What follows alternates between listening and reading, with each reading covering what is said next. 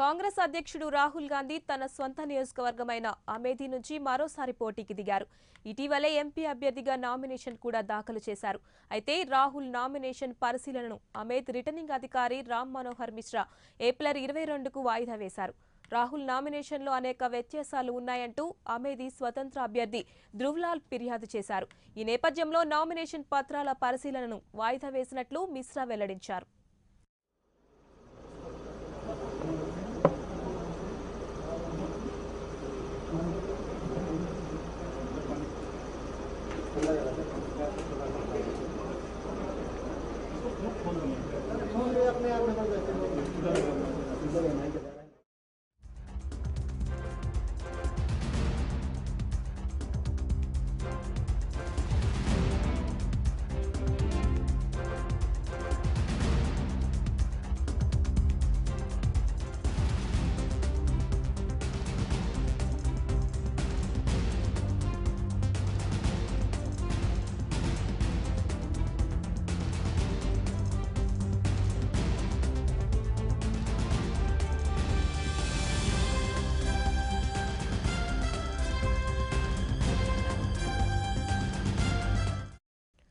కాంగ్రెస్ అధ్యక్షుడు రాహుల్ గాంధీ తన స్వంత నియోజకవర్గమైన అమేథీ నుంచి మరోసారి పోటీకి దిగారు.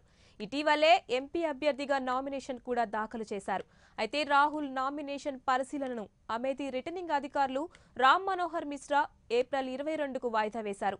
రాహుల్ నామినేషన్లో అనేక వ్యత్యాసాలు ఉన్నాయంటూ అమేథీ స్వతంత్ర అభ్యర్థి ధ్రువ్లాల్ ఫిర్యాదు చేశారు.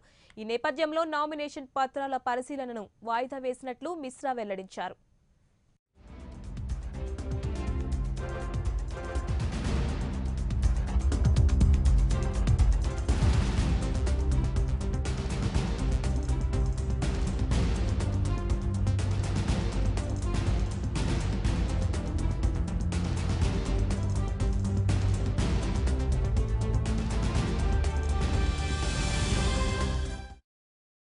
ఇదే అంశానికి సంబంధించి మరింత సమాచారం మా కరెస్పాండెంట్ జ్ఞాన్ అందిస్తారు. జ్ఞాన్, చెప్పండి. హలో మమత. చెప్పండి. థ్యాంక్ యూ మమత. కాంగ్రెస్ అధ్యక్షుడు రాహుల్ గాంధీ తన సొంత నియోజకవర్గం కాంగ్రెస్ కంచుకోటైనటువంటి సొంత నియోజకవర్గం అమేథీ నుంచి నామినేషన్ వేశారు. అయితే ఈ నామినేషన్ ను అబ్జెక్షన్ చేస్తూ ఒక స్వతంత్ర అభ్యర్థి ధ్రువ్లాల్ అనేటువంటి స్వతంత్ర అభ్యర్థి ఫిర్యాదు చేశారు. ఎలక్షన్ కమిషన్ కలిసి రిటర్నింగ్ అధికారి రామ్ మనోహర్ మిశ్రా కలిసి దీని మీద కొన్ని అభ్యంతరాలు వ్యక్తం చేశాడు.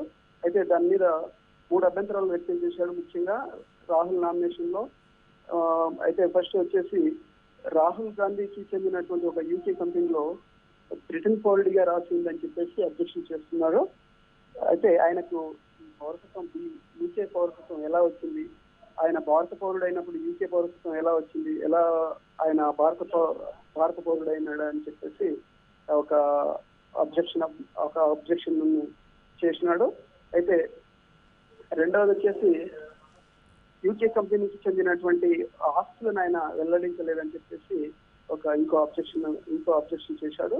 అయితే ఇంకొకటి వచ్చేసి ఆయన విద్యార్థుల పైన కూడా మన అనుమానాలు వ్యక్తం చేశాడు. రాహుల్ కి సంబంధించినటువంటి విద్యాపత్రాల్లో ఆయన పేరు రాహుల్ విన్సీ అని రాసి ఉందని చెప్పేసి, మరి రాహుల్ గాంధీ ఒకటేనా? రాహుల్ విన్సీ కాకపోతే మరి ఆయన రాహుల్ గాంధీ అయినప్పుడు మరి రాహుల్ విన్సీ సర్టిఫికేట్స్ ఎలా వచ్చాయి, మరి ఆయన ఒరిజినల్ సర్టిఫికేట్స్ ఎక్కడున్నాయి, ఆ ఒరిజినల్ సర్టిఫికేట్స్ కూడా మన ఎన్నికల కమిషన్ కి ఇవ్వాల్సి ఉంటుందని చెప్పేసి అబ్జెక్షన్ చేస్తున్నారు. అయితే ఈ విషయాల్లో స్పష్టత వచ్చే వరకు ఆయన నామినేషన్ స్వీకరించొద్దని చెప్పేసి ధ్రువ్లాల్ అనేటువంటి స్వతంత్ర అభ్యర్థి రిటర్నింగ్ అధికారిని కోరిండు.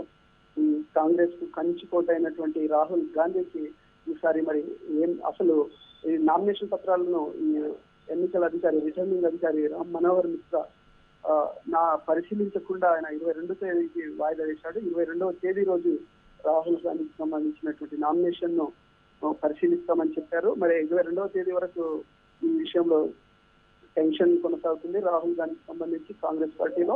అసలు మరి గత 3 సార్లు రాహుల్ గాంధీ ఎలా ఎంపీ అయ్యారనే విషయం కూడా ఒకటి ప్రశ్నార్థకమైపోయింది. ఈ నామినేషన్ పత్రాలు పరిశీలించిన తర్వాత ఒక అవగాహన వస్తుంది.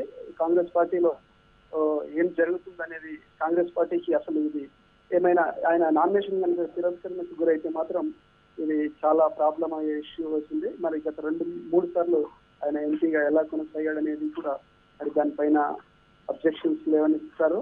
అయితే ఈసారి 3 అంశాలకు సంబంధించినటువంటి